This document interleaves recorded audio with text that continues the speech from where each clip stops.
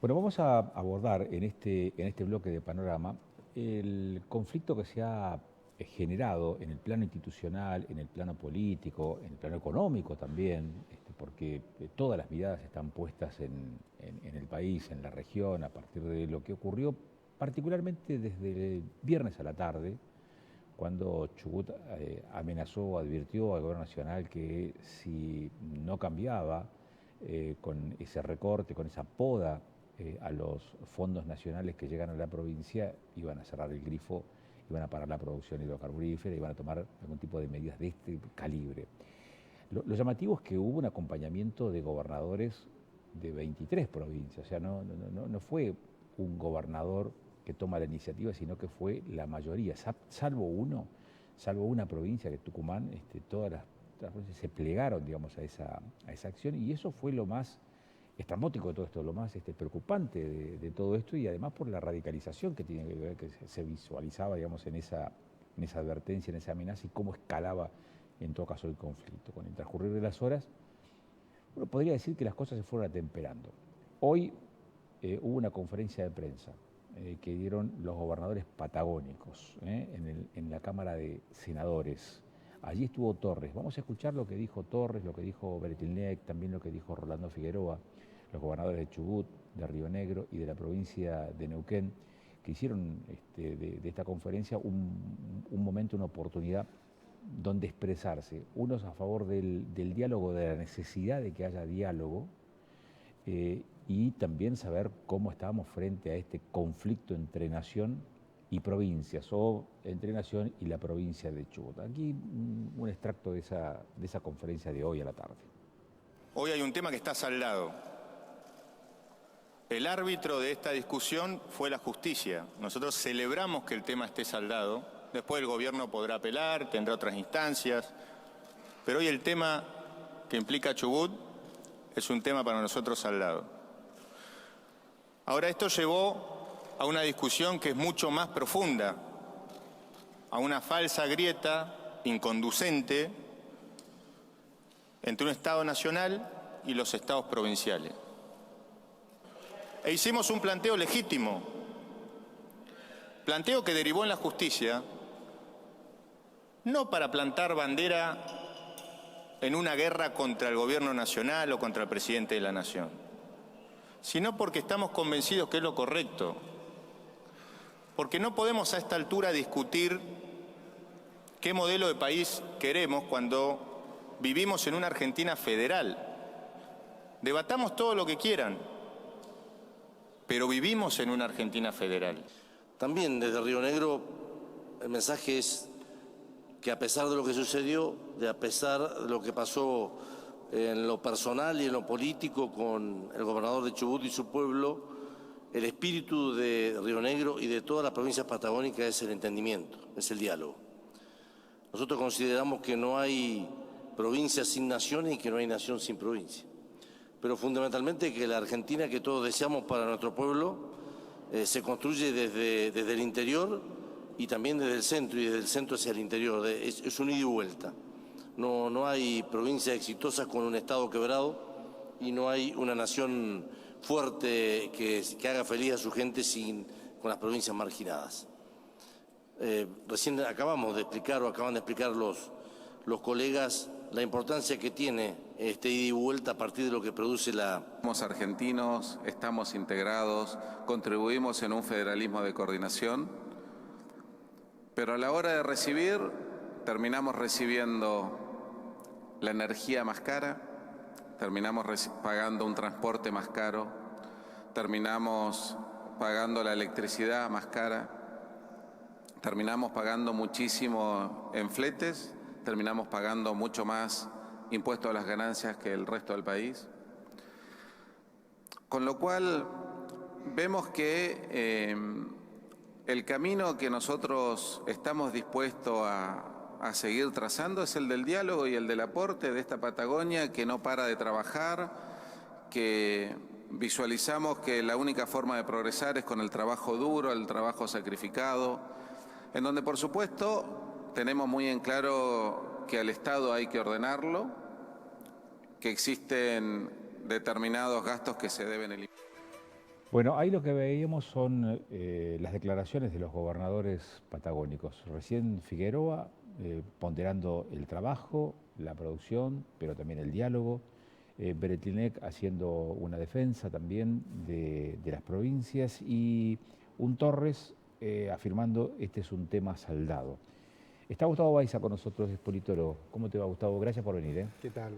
Buenas tardes, gracias por la invitación. No, por favor. ¿Qué estás viendo con respecto a esto? ¿Qué te dice el análisis, la ciencia política respecto de lo que está pasando por estas horas en la Argentina? Bien. A ver, el primer tema me parece, y escuchando, no había escuchado la conferencia de prensa, escuchando la conferencia de prensa, me parece que hay un cambio de discurso, ¿sí?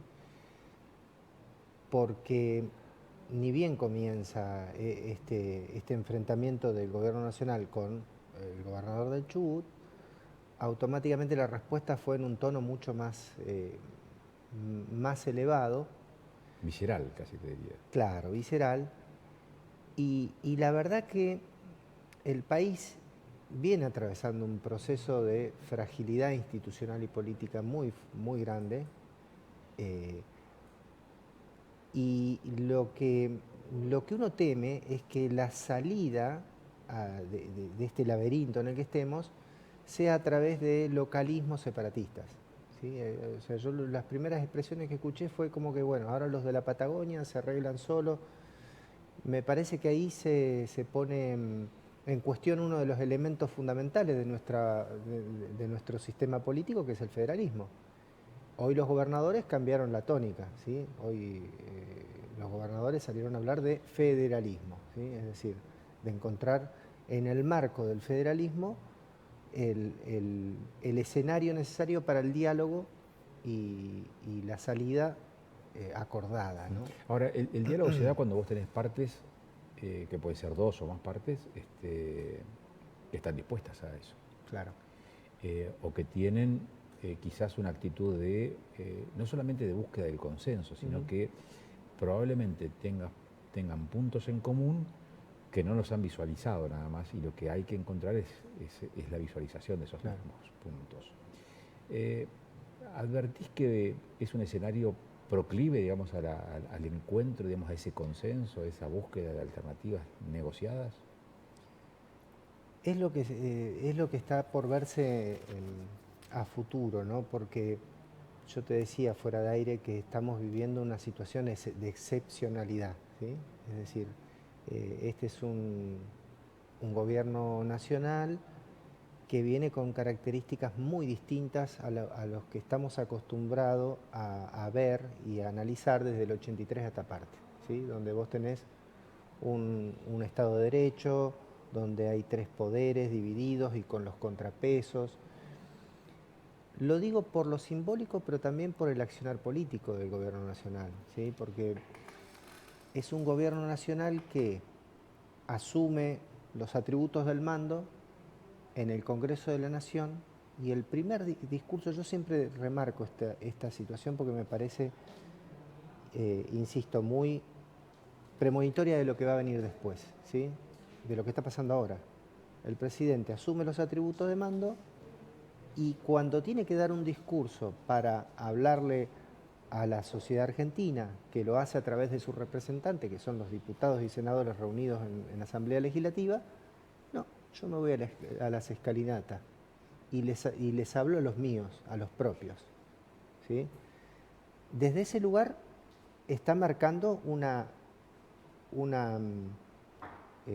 claro lineamiento de por dónde va a transitar el accionar político del Poder Ejecutivo, ¿sí? Es decir, empieza su gestión, Javier Milei. Y te pregunto, Sí. ¿por qué no sería legítimo hablarle a los votantes y sí sería legítimo hablarle a los representantes de los votantes adentro de la Cámara? No estoy diciendo que no sea legítimo, Sí. No estoy poniendo en cuestión la legitimidad, no, eso fuera de toda duda, es legítimo y es legal. Lo que sí es Entiendo atípico, entiendo lo ¿sí? que vos decís, el pararse frente a las escalinatas y darle la espalda al Congreso, es decir, yo le estoy dando la espalda a la casta política, siguiendo el discurso, la terminología que utiliza Milei, y le estoy dando la cara al votante. Pero, Ahora, pero esto se traduce luego en acciones que van a venir a posteriori, ¿sí? Es decir, uno podría decir, o una de las formas en las que podemos interpretar el envío de esa famosa ley ómnibus que se discutió durante todo el mes de enero y buena parte de febrero, como un gesto de desconsideración del trabajo del Poder Legislativo, ¿sí? Enviar una pila así de leyes, de regulaciones, de normas, de modificaciones que tienen que ser aprobadas en un plazo muy corto, que es imposible.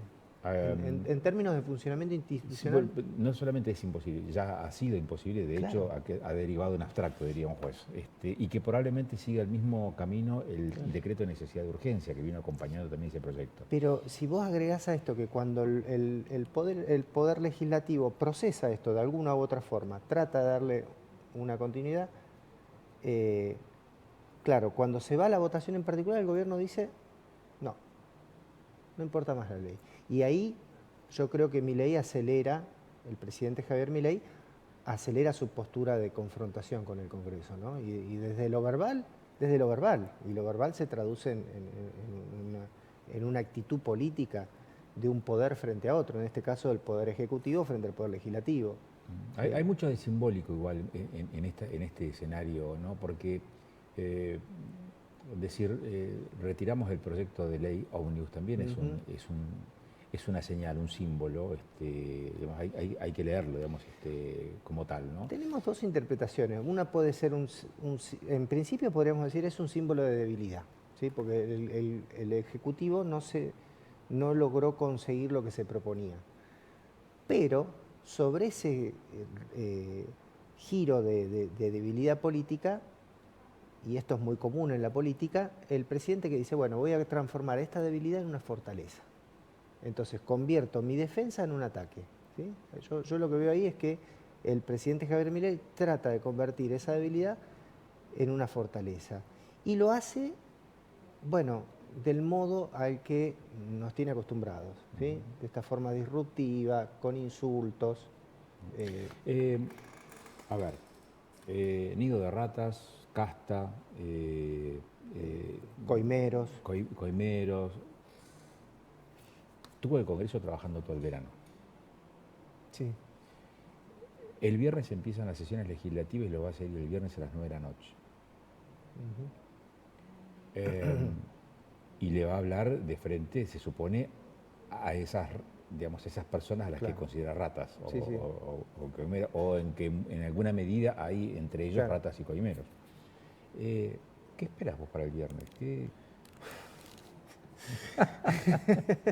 Si hay algo que no he perdido es la capacidad de asombro, ¿no? Con todo lo que está pasando.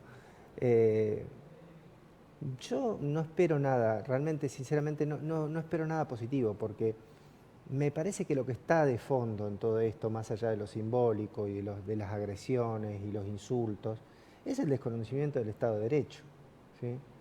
Porque no es solo sobre el Congreso, es también sobre la propia función del Poder Ejecutivo. Ahora hay una forma muy disruptiva de ejercicio de la política también. No solamente viene a romper con cuestiones de política económica, ¿no? Donde antes el déficit se cubría con emisión o con deuda, sí. Y ahora la consigna es déficit cero, cueste lo que cueste. La política ya no se define, digamos, puertas adentro, es una mesa de discusión, de debate, se define en Twitter, en las redes sociales. Es disruptivo en varios aspectos. Rompe con una línea de acción en lo económico, rompe con una línea de acción en lo político. ¿También lo ves en los mismos términos? Yo lo que veo es, y esto es lo que me resulta muy peligroso, es una personalización excesiva del accionar político, ¿sí? En el sentido de que la política que lleva adelante Javier Milei es una visión muy personal y muy particular que no coincide con el resto de las fuerzas políticas con las que vos tenés que dialogar. Pero lo votó el 56%. Sí, pero a Rolando Figueroa, ¿qué porcentaje de la provincia de Neuquén lo votó? En abril. Bueno, y a Yarlora en Córdoba, ¿qué porcentaje lo votó? Es decir, a los gobernadores también los votaron. Y a los legisladores, diputados y senadores también los votaron. O sea, todo es parte de la voluntad popular expresada en el voto, no solo la elección del presidente. Ahora, el presidente ha tomado este éxito electoral en segunda vuelta como un cheque en blanco para avanzar con sus ideas que pareciera no querer discutir, ¿no? Sino imponer. Gustavo, gracias por estos minutos que nos No, diste. gracias a ustedes, por favor. Muy amable, muchas gracias. No.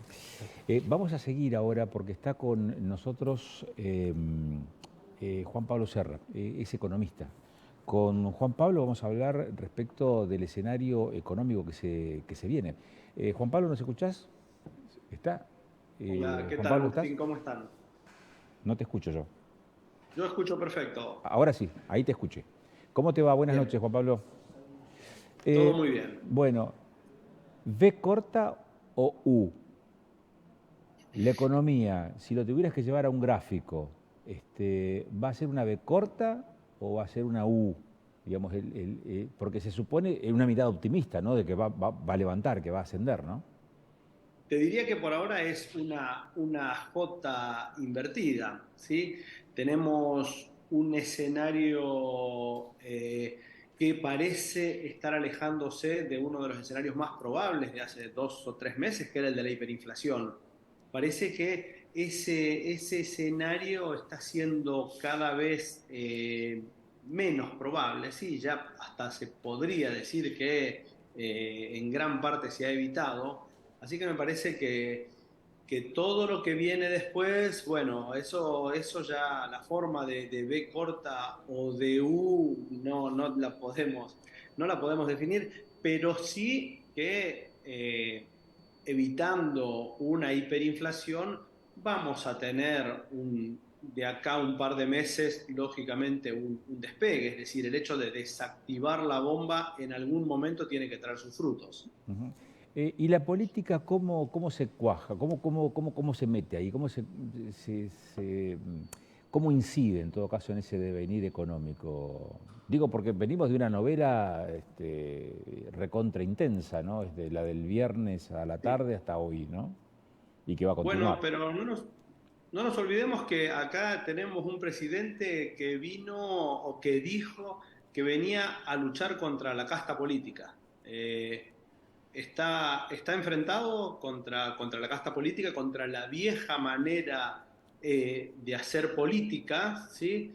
Entonces me parece que nada de esto yo lo veo como muy sorpresivo, sino más bien como una consecuencia lógica. Esto era algo que iba a ocurrir, porque los perfiles del presidente Milei con los perfiles de la mayoría de los diputados, de la mayoría de los gobernadores, de la mayoría de la gente que está en política son completamente diferentes. Digamos, vos me imagino que ninguno de nosotros vio alguna vez a un político expresarse como Milei. No, son cosas completamente diferentes. Entonces es lógico el choque, es lógico que Milei quiera imponerse a través del enfrentamiento, porque es lo que siempre planteó. Él dijo que a la casta había que enfrentarla. Entonces estamos viviendo ahora en tiempo real las consecuencias de eso que se viene prometiendo, digamos, desde hace largos meses cuando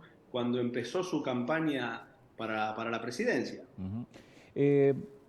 ¿Vos te creíste en algún momento el amague de Chubut de cerrar el grifo? Bueno, me parece que no era conveniente. Es decir, uno nunca puede saber qué va a hacer una persona irresponsable con poder. Esto no lo sabemos hasta dónde son capaces de llegar. A mí me parece que podía haber pasado. No sé, yo no soy abogado, no tengo conocimiento Sí, de los pormenores. pero sos especialista en cuestiones económicas y podrías quizás hacer una lectura en esos términos, ¿no? ¿Qué tan perjudicial o no puede llegar a ser una acción de estas características? Lo que pasa que a mí me parece que la lectura viene por otro lado. Es A ver. decir, los gobernadores siempre tuvieron durante estos últimos años el auxilio del gobierno nacional cada vez que las cosas se le complicaban y eso se pagaba con cuestiones de afinidad política y una rosca que por ahí no es lo que está en este momento. Me parece que la posición extrema del gobernador del Chubut de decir que va a cortar todo es una amenaza que, a ver, no, era muy difícil imaginarla como real, porque qué sé yo, las consecuencias hubiesen sido desastrosas. Me parece que se está tirando de la soga demasiado, pero bueno, tiene que ver con este cambio que está ocurriendo, con las diferentes visiones que tiene el gobierno nacional con el gobierno de las provincias en lo que es el ejercicio del poder público, en lo que es la función del sector público, en un montón de cosas hay enormes diferencias. Por eso es que tenemos estos enfrentamientos. Y contame, el rumbo económico y el acompañamiento ciudadano, digo porque estamos hablando de tarifas, estamos hablando de subsidios, estamos hablando de negociados, no sé, lo de las millas, por ejemplo, con aerolíneas y ese hándicap, esa prerrogativa que tenían el funcionario que se terminó cortando ahora.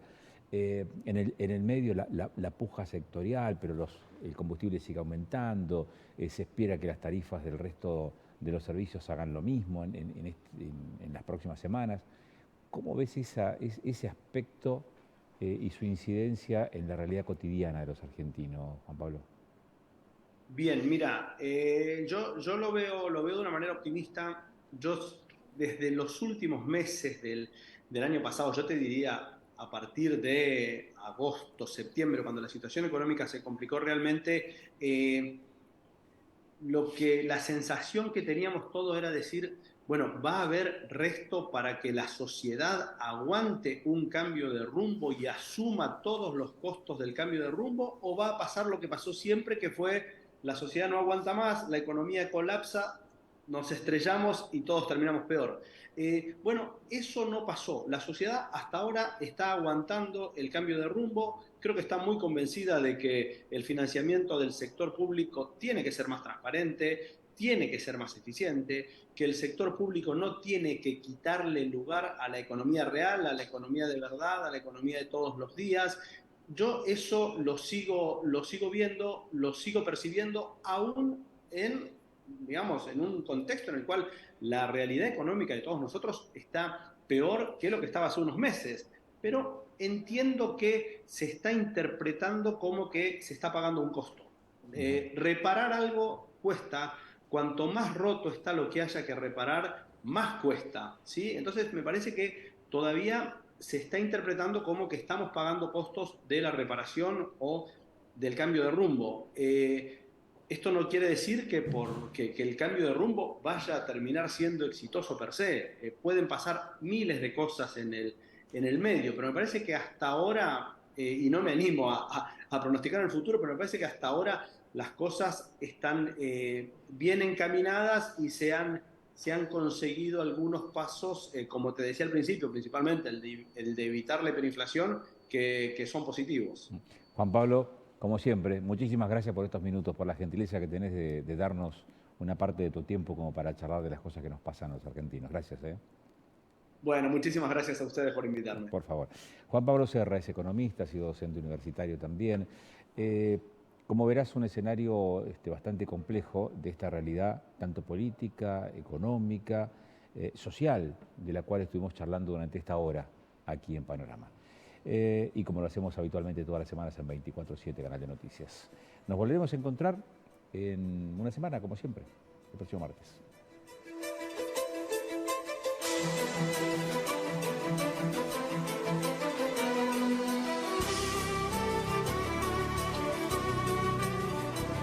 Letras pandémicas con Miguel Sabone, en Panorama. Dillon es el profeta que grita en el desierto de cemento, especialmente con esta obra. The Beat Baby, te coro el make-up, tengo mi gold ring, joder si te hago un fuck up, yo quiero money puta, lo quiero ASAP, lo quiero ASAP. Qué interesante que reinterpreta a Marx, este filósofo, economista, sociólogo e intelectual, en la vida del siglo XXI, en las épocas de las culturas híbridas. Agarra su manifiesto del Partido Comunista hecha con Hegel y El Capital, que sí lo hizo él mismo en sus 3 tomos, que sirvió de base a las revoluciones cubanas, Rusia y China, con sus tópicos de lucha de clase, explotación por el hombre, las constantes crisis económicas, la plusvalía, pero hunde sus raíces en este constructor de la sociología que dice Durkheim y Max Weber, pero le dice a los jóvenes: revolución en las letras, revolución en sus vidas, animate a ser vos mismos.